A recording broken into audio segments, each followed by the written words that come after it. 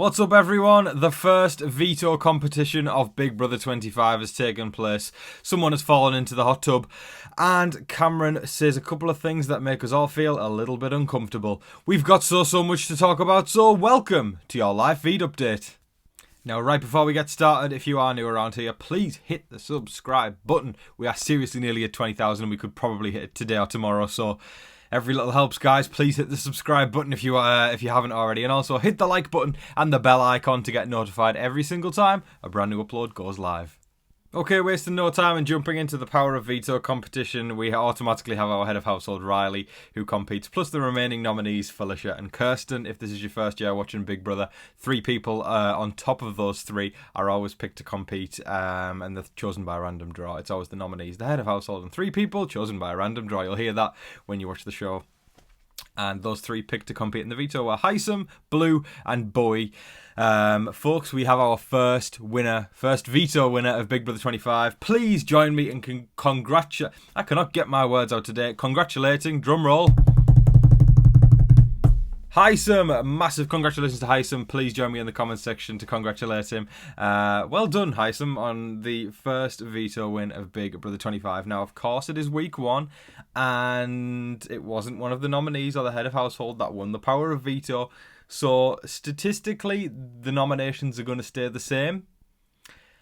I also think that this isn't a case in which it's an anomaly. I think Hisam's not going to use the power of veto, and I think it's very, very likely that our final nominees for the week are Felicia and Kirsten. So I guess, I'm going to ask this officially in the next few days when we actually have the veto ceremony, but hypothetically, if this is the case, if it's Kirsten and Felicia on the block at the end of the week, who would you like to see go home and why?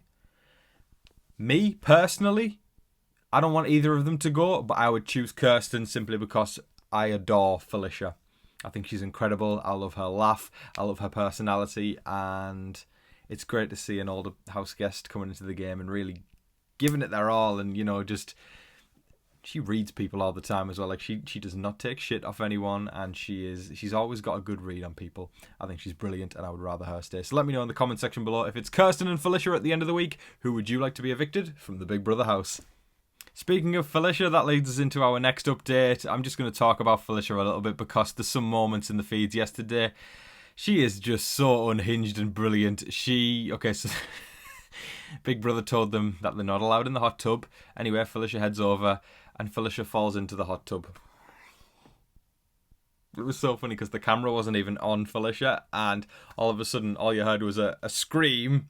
She fell in, and then all of a sudden you heard like the mic pack going underwater, like a glug glug glug from the water, like hitting the mic pack, and then the camera like zoomed over, and then she's like trouncing her way out of the hot tub, and everyone's helping her up, and she was all right, for the record. I'm not, but let me clear that up. I'm not like mocking her being hurt or anything like that. Like, it was funny because she just got right back up and she was fine, and she is so, like, I don't know, for an older lady, I think she's fantastic how she just throws herself in there, and she ain't afraid to get stuck in. And I literally tweeted yesterday, I have a shameless plug moment, follow me at TV Talks with Tom on Twitter.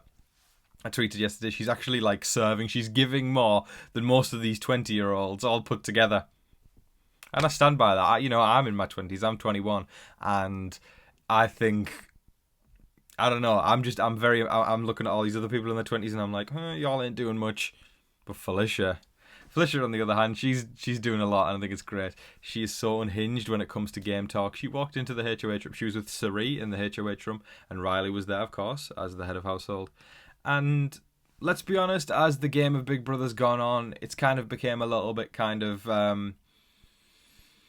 you dilly-dally around the point a little bit more than people used to be. A bit more direct in old days Big Brother, but now it's very much just like, yeah, HOH, yes, let's do what the HOH wants. But Felicia just straight up, where, like, Big Brother fans, you're gonna, I don't even know why I'm explaining this because y'all understand this. She straight up said to Reilly, so, and they're not even on the same side of the house either, game wise. So, who are you aligned with? There's like no filter, and it's amazing. I just love her. I think she's fantastic because so many people beat around the bush and, don't actually get to the point. But Felicia was just like, who are you aligned with? And then, like, I saw something on Twitter as well where someone, like, zoomed in on Cerie's face when Felicia said that, and Cerie's like, she like zoomed like not that much because it was a bit more subtle, but she was more like, did she really just say that? Did my closest ally just say that? Apart from my son, who I'm not going to tell anybody I'm related to, did she just say that? Yes, she did, and I love her for it. Now, a very entertaining moment of the day. Jared and Corey had a conversation. Of course, we know that Jared is Cerie's son.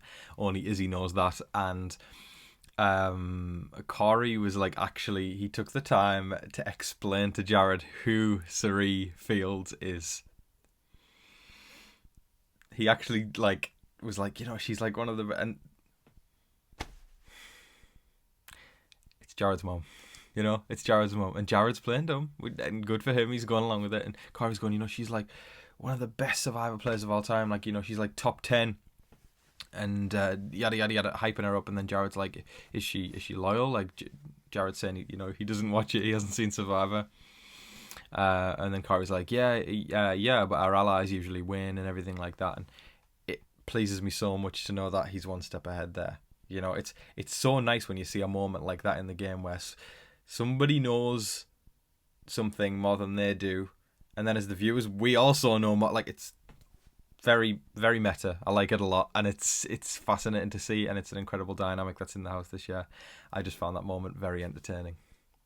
Now, a very odd and uncomfortable moment in the day. This one started to do the rounds on social media because, it might not seem that deep on face value, but it's a very random comment, very uncomfortable comment. Cameron said to Reilly, and Cameron and Reilly are tight. I'll get that straight first. Cameron and Reilly are tight, yet it doesn't warrant what he said. They're in the bathroom at one point and having a conversation, and he says to her, "Don't make me hit you." And then Reilly's like, "What?" And she's like, "Don't make me hit you." And Reilly didn't have much of a reaction to that. It was just like a casual. It was almost like it was said casually, but that's not a thing you say casually. I don't know. I haven't got much to say right now because I'm slightly uncomfortable even talking about it. That's not something you casually bring up socially. Don't make me hit you. That's because over the past few days, Cameron's been getting a lot of flack. There's some of his behaviour. We talked yesterday about Cerie and Felicia finding him quite arrogant, and now all these pieces are starting to come together of he's getting this arrogant label, then he's saying shit like this. It doesn't seem to be heading in a good direction, does it? It's what, day 4? This is day 4 I'm talking about.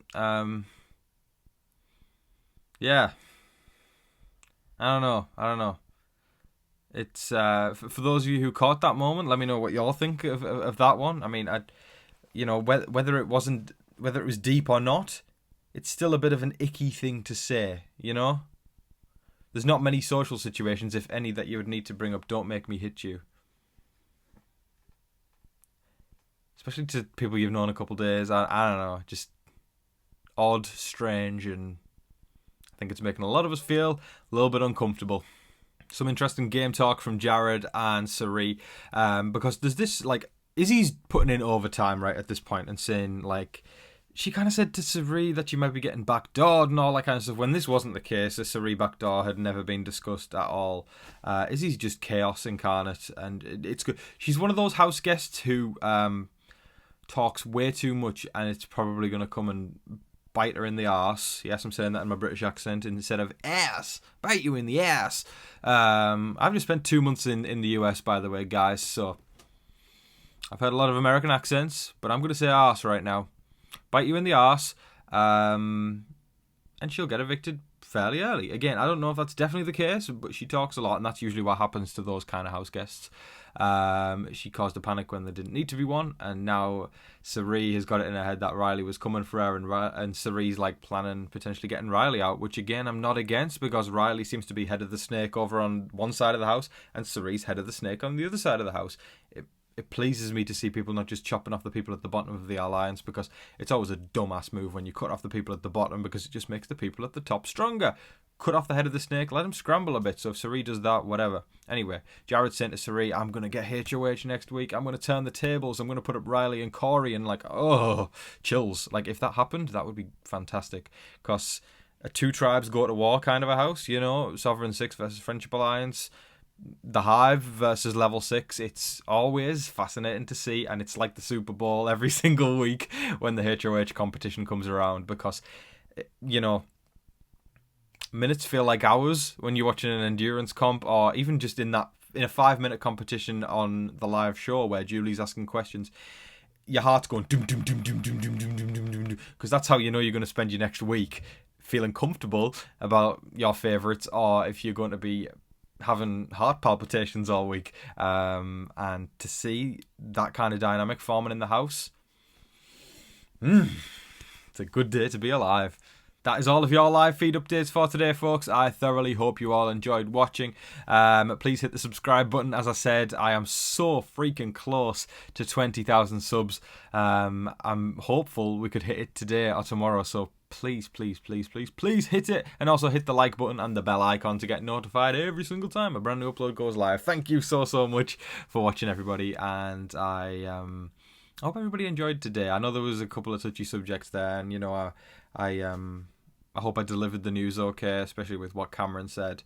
I know a lot of people will be going, "Oh, you're being dramatic, Tom," but that you know, a phrase like that is a touchy subject for many people. So just be mindful of that, and bear in mind that someone saying something like that can probably bring up a lot of feelings for many people who've gone through certain things in their life. So, you know, before you all jump and say, "Oh, Tom, you're being dramatic," like, just handle it with sensitivity, because saying something like what the comment Cameron made is one of those comments where you kind of go, ugh, because, like I said, a lot of people might have a trauma response to something like that or whatever.